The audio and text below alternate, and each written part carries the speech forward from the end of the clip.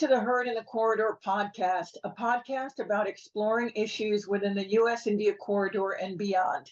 I'm Angela Chitkara. Today, we are honored to be joined by someone who's been covering geopolitics for 3 decades as a political scientist, entrepreneur, author, writer, and host of a weekly show called G0 World. Dr. Ian Bremmer is president of Eurasiagroup, a political risk research and consultancy firm and founder of G0 Media.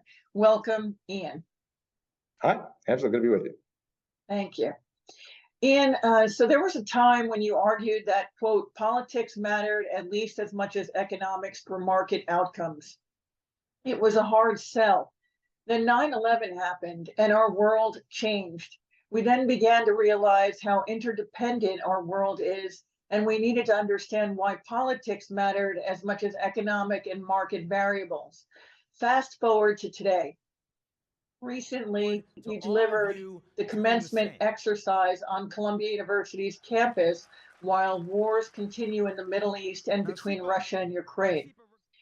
I often ask the question, why do we need to care? In this interdependent world we are living in, is global cooperation truly possible in addressing societal challenges in a multi-stakeholder world? Ian?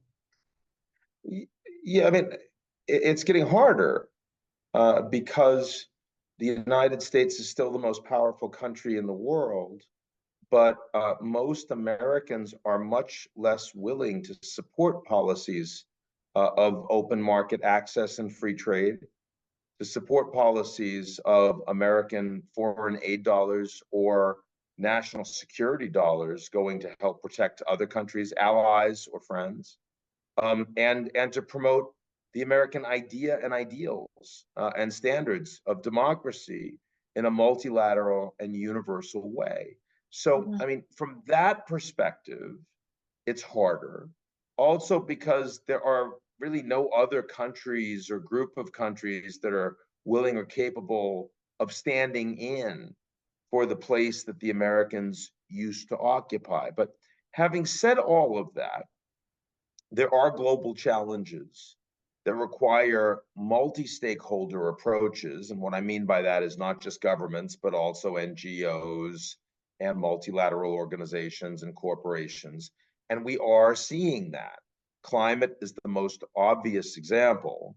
We've known about climate change for decades, but we now actually see investments at scale in transition energy that will make coal go out of business, that will eventually, after decades, replace oil. When there's still oil in the ground, we're not going to run out of oil. We're going to run out of demand for oil first.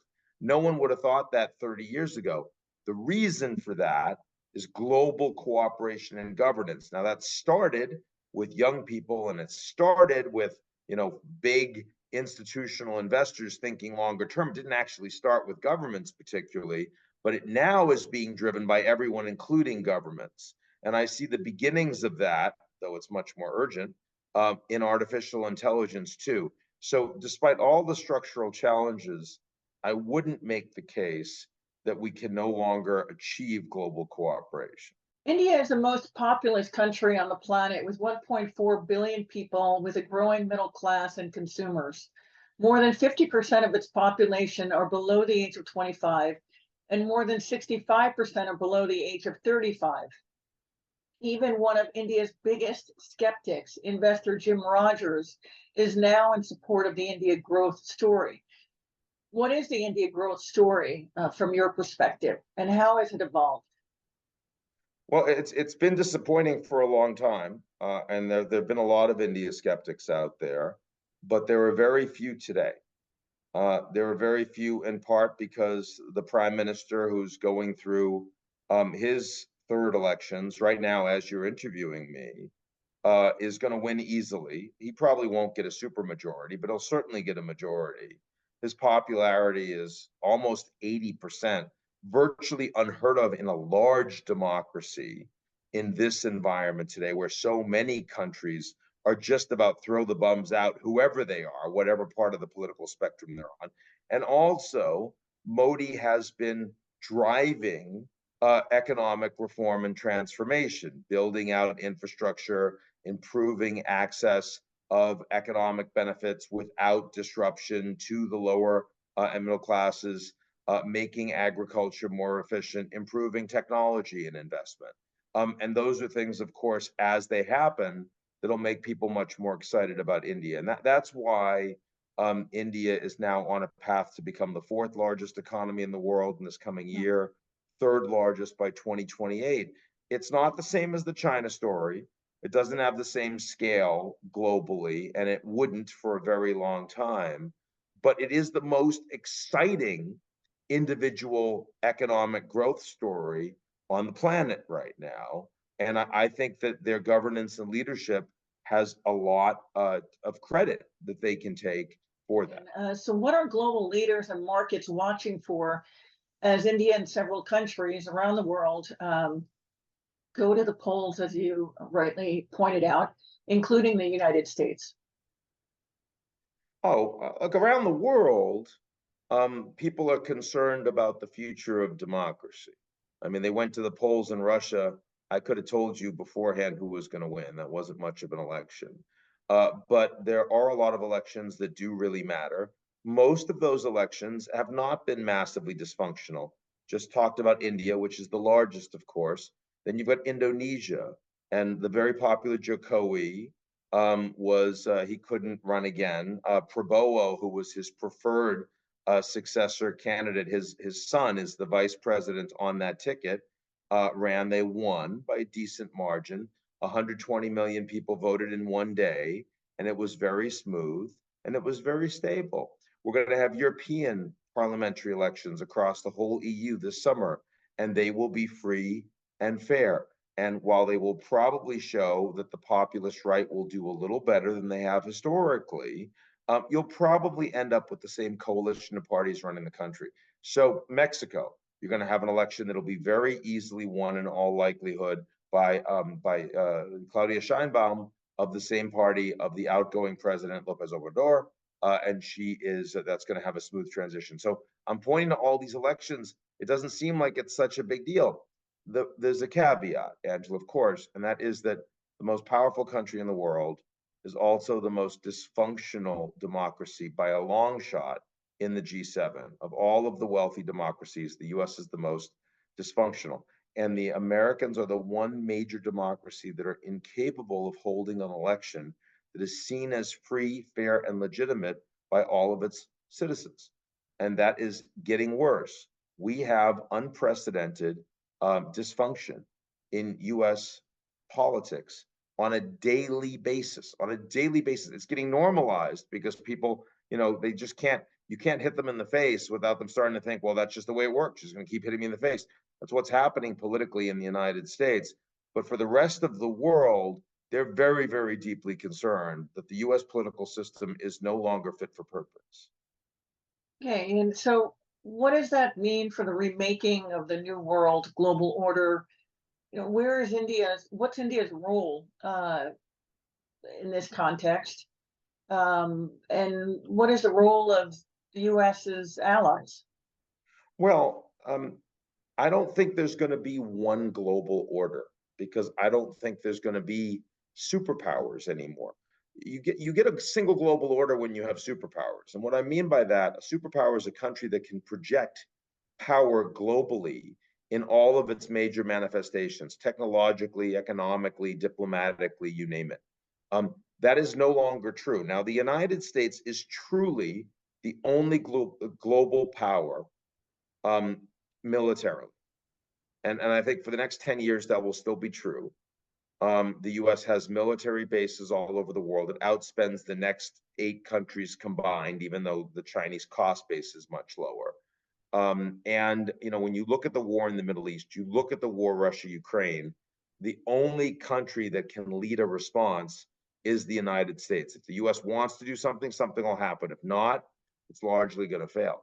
And the Chinese are an Asian military power, growing in strength, an Asian military power. India, an Asian military power, largely South Asian, growing in strength, but nonetheless. You could point to other countries that are military powers in their region. But if you get away from the military, and India is not particularly relevant in projecting its power around the world militarily. Economically, we are in a multipolar world. We're already in a multipolar world now, not a Cold War between the US and China. There's a European pole, there's an American pole, there's a Chinese pole. They're, they're good at different things. The United States, sort of has the global reserve currency and is dominant in a lot of technological fields. The Chinese in transition energy and state capitalist and really, promotes commercial investment as a strategic tool through Belt and Road and other investments through the Chinese government. The Europeans are more of a regulatory power and rule and standard setting. Then you've got the Japanese, who still are a significant player, though declining. India, a significant player, increasing, but a multipolar economic system. And then you have a technological system, a digital world order that is nascent, but becoming more powerful every month. And it's increasingly dominated by technology companies that are sovereign, that are domiciled in individual countries, but don't necessarily act in alignment with the national interests of those countries. An Apple is very different from an X, which is very different from a Microsoft geopolitically. And so it's a much more complicated world. And India's role is absolutely very significant in the areas that they can project power. And so what I would, when I think about other countries around the world that aren't the United States, and they say what your strategy should be, you don't have a global strategy in everything. You're picking and choosing the areas that you can project power on the basis of more fragmented series of global order. Why is the U.S.-India relationship considered a strategic partnership? Well, a big piece of it is because India has a challenging strategic relationship with China on the border, also in terms of China's strong support, critical support of Pakistan, which has been an historical enemy of India, and also because of concerns that the Chinese would love to be able to dominate India's technology space. India wants to build that out themselves. They were the ones that banned TikTok and a number of other apps well before the Americans were discussing it. So strategically, India doesn't trust China.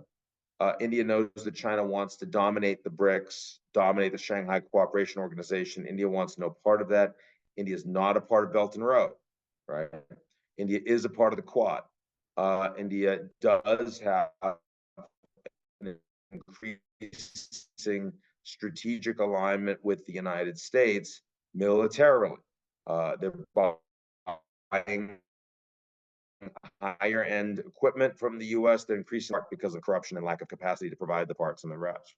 So I think that all of that implies a strategic partnership between the US and India. It does not imply an alliance. That the Indians are going to have a very robust economic relationship, trade relationship with China, irrespective of their military relationship with the United States.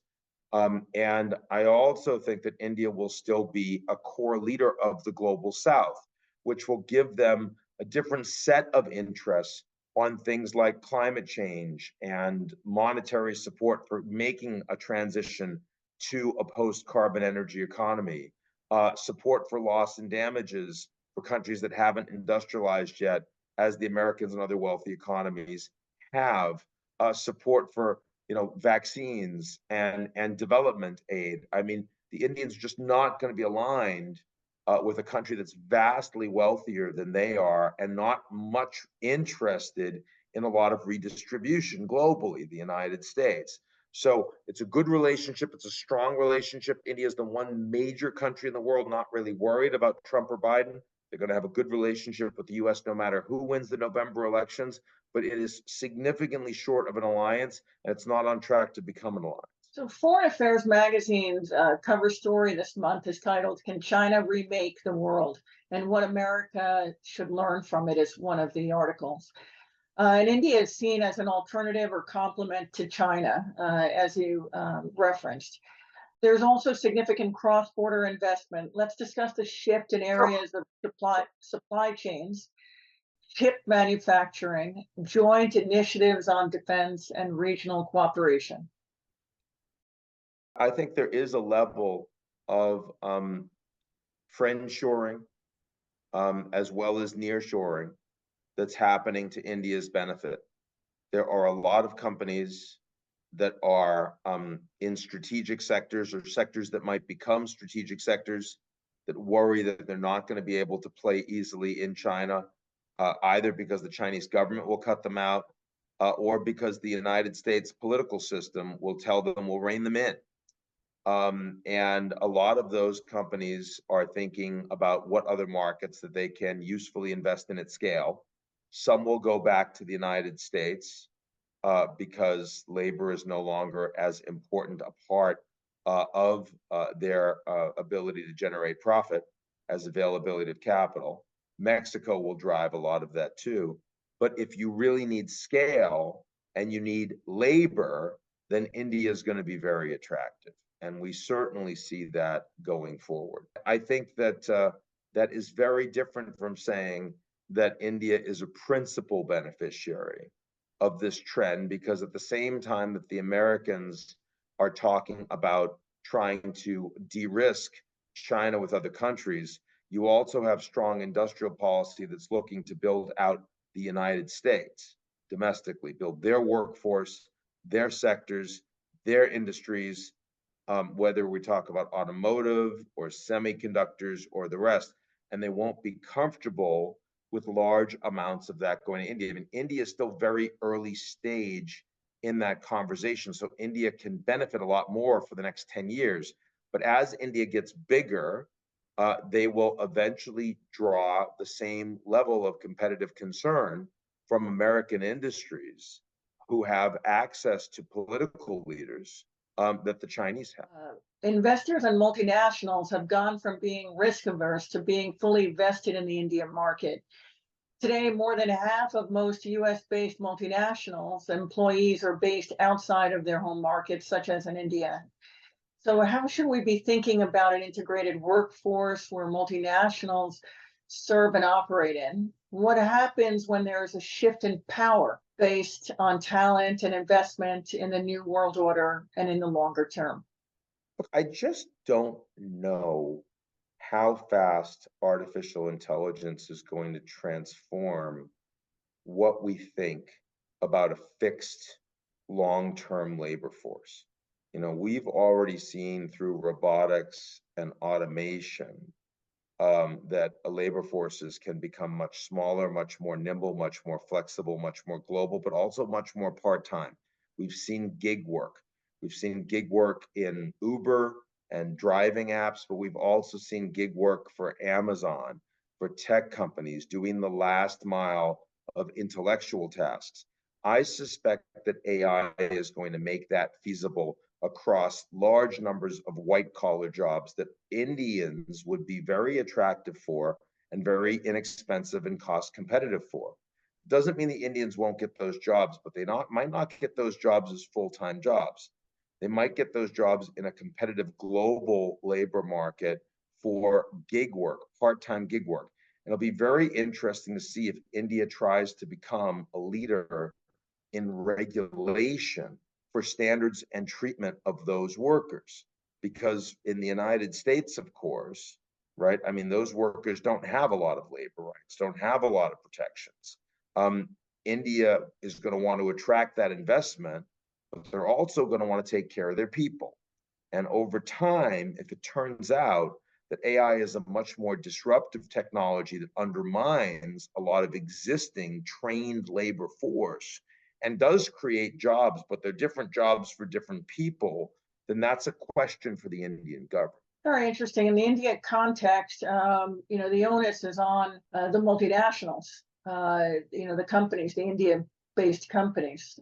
So it would be interesting to see what that public-private engagement will look like. Yeah, I think that's right. I think that we've seen plenty of public-private engagement around the world when a sector that's not strategic becomes strategic because a whole bunch of people that matter to you politically get really angry when you don't pay attention to it. Like in Indonesia, I mean, agriculture is strategic because it is the biggest thing that employs people, and you're going to lose. There are a whole bunch of countries that agriculture is the farthest thing from strategic. In China, social media is strategic because they need to have a control of that data and of the information people have. In the United States, it's the farthest thing from strategic. So what I'm suggesting is that AI could change the nature of what sectors are seen as strategic and the labor implications for those. At the recent Milken conference in Los Angeles, there was extensive discussion about what the American dream is. Interestingly, there is no one definition. It varies from person to person. As workforces become more global and talent remains competitive, how should we be thinking about public-private engagements?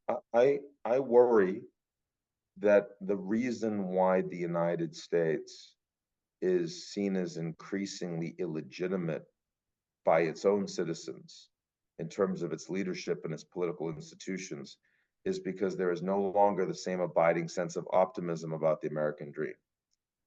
When I was younger, about 90% of American young people thought that they could get in the top 10% by the time they were adults economically. That wasn't remotely feasibly true. The math will tell you that, but they believed it. They don't believe it anymore. And the reason why American Dream has so many different fragmented meanings now is because civic engagement in the United States is no longer something that brings people together. You can celebrate diversity, but you also need to celebrate the things that make us all the same, that make us all one, that make us care about institutions together as Americans. That has been lost, and it needs to be rebuilt. That trust has to be rebuilt. And you're not going to get it unless you have investments from the state in social fabric that otherwise hasn't been created. I'm all about public-private partnerships, Angela. I think they're wonderful. They're important. They've driven a great deal of success and entrepreneurial models and profitable models that are sustainable to help lift people from poverty and bring investments and needed services in parts of the country that haven't had them adequately. All of that is true.